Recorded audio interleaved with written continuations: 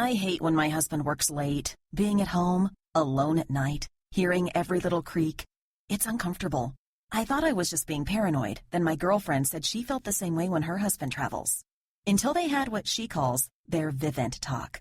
Vivint, my friend calls it the best home security system out there. It's super easy to use and fit right into our budget. And I love my video cameras. I can see what's going on in and around my home right from my computer or smartphone. It's actually kind of funny. I told my husband, if you're going to be traveling or working late, I'm getting Vivint. And it's made all the difference.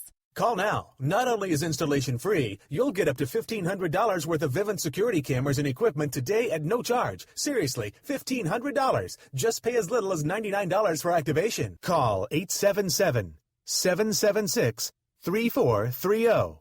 877-776-3430.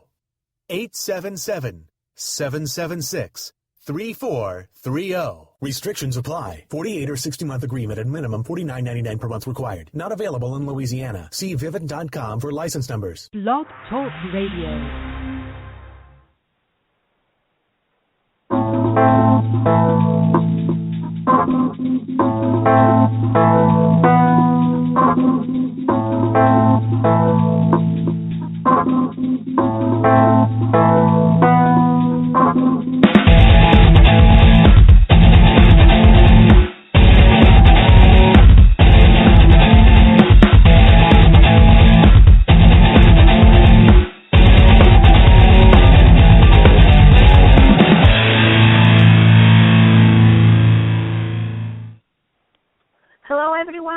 Thank you for being with us this Friday. I'm your host, Diana Belleros, award-winning and best-selling author, Fire and Ice, the Saga, The Journey of Transformation, and The Light Within.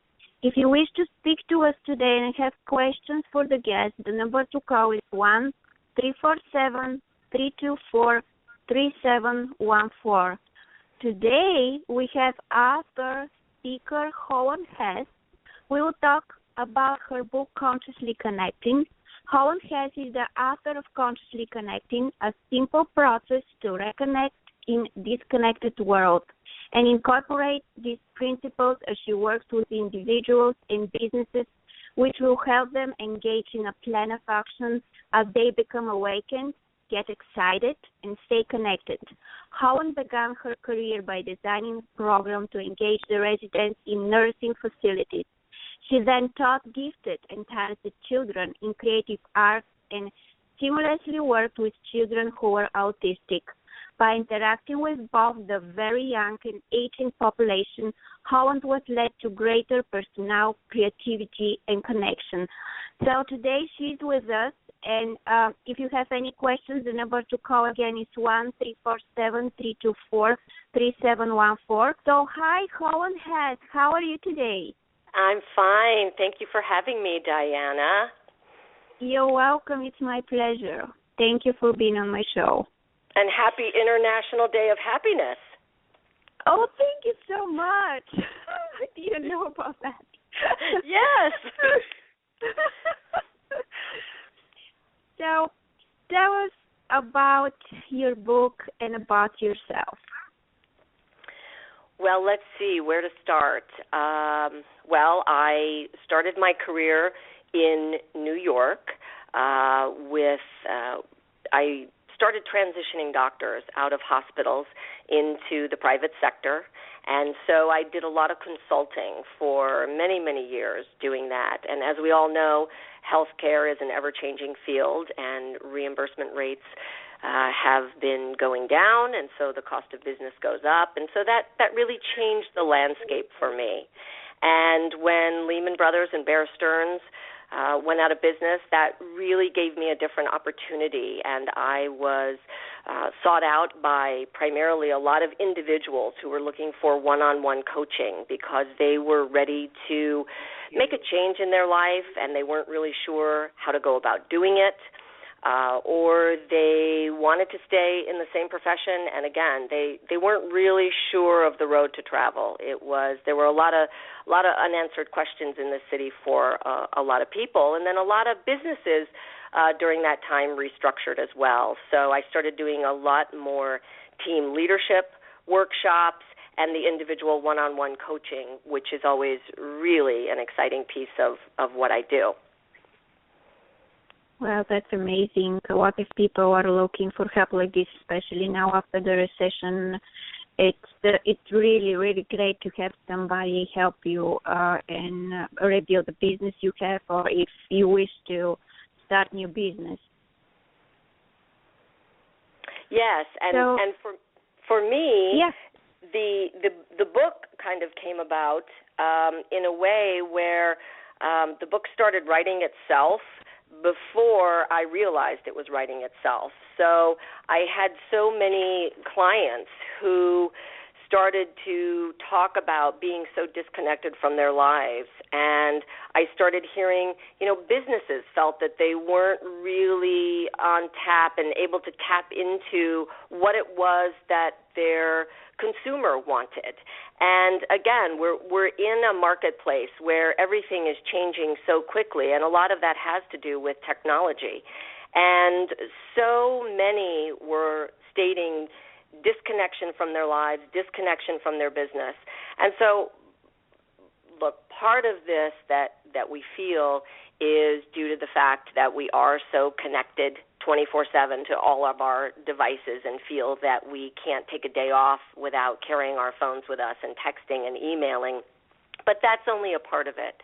So what I realized as I was hearing this mantra over and over again from so many clients as well as friends, and I myself was feeling it, that I realized there was something else here.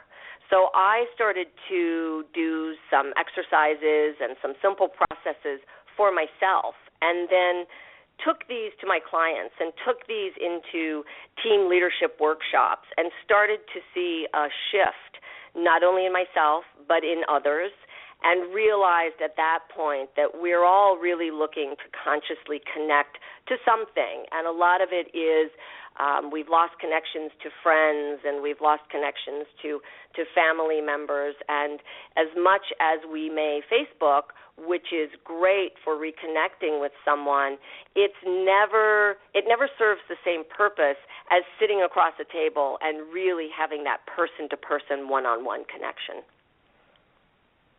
Yeah, that's very important to connect face-to-face with everybody, with your friends, with your family, with your children.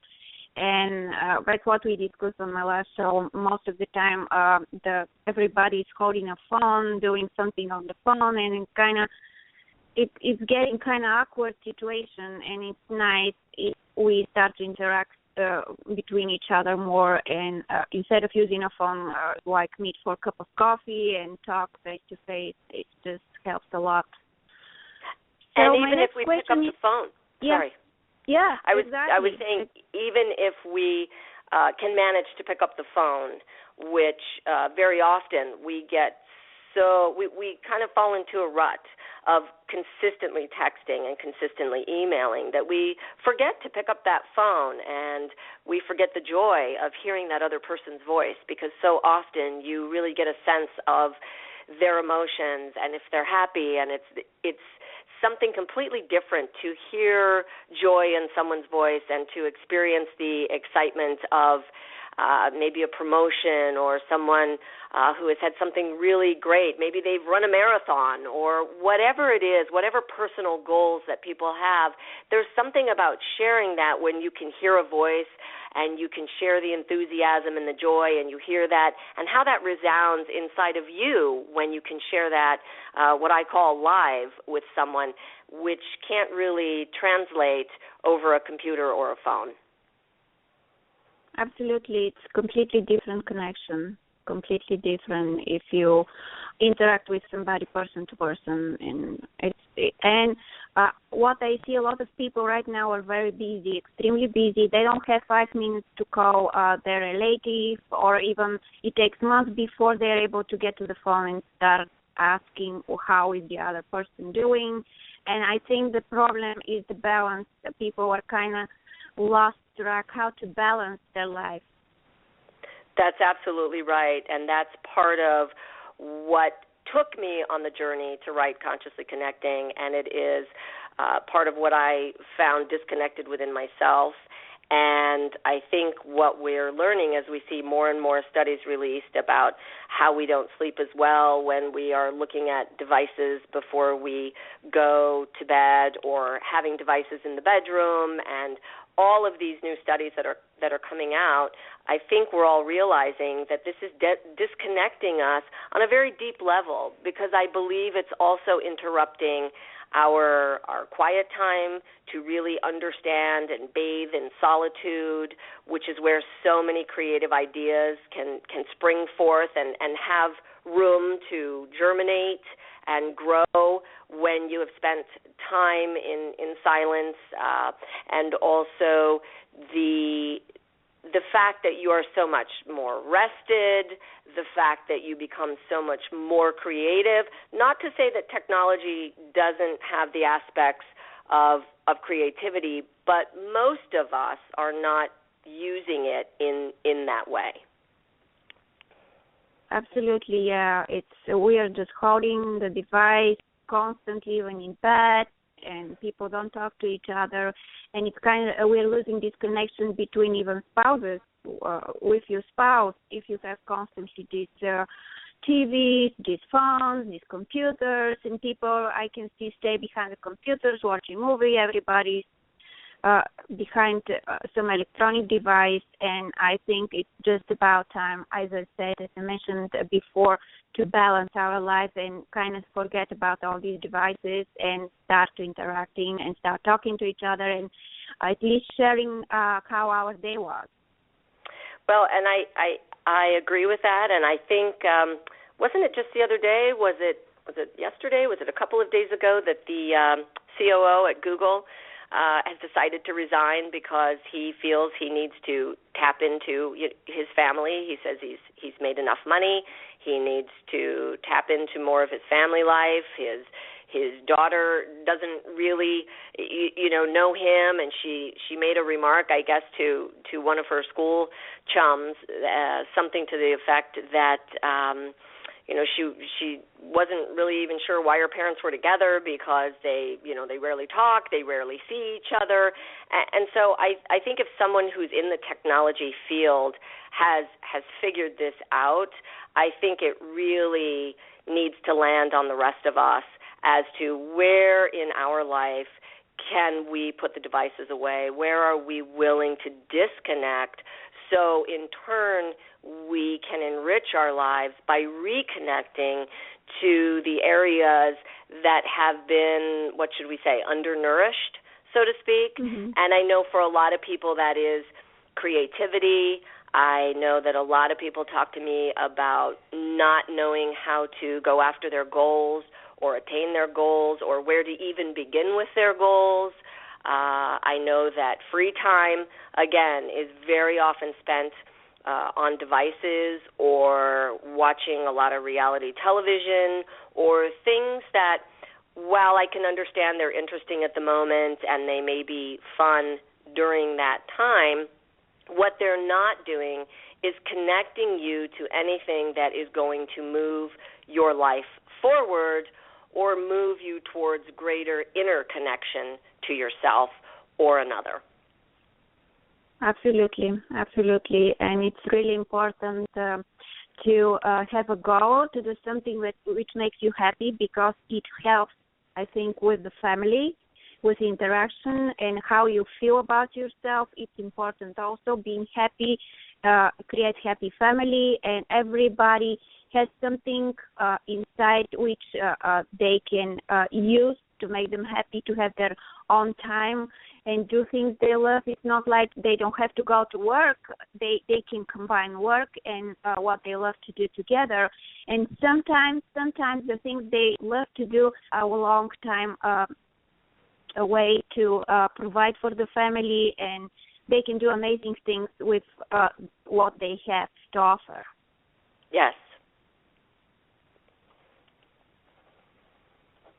So, what are the main points in your book exactly? How your book can help somebody who has questions in life about business, about family? Well, I think And first of all, I want to thank all the people who have jumped in and have taken this journey with me, and so many of you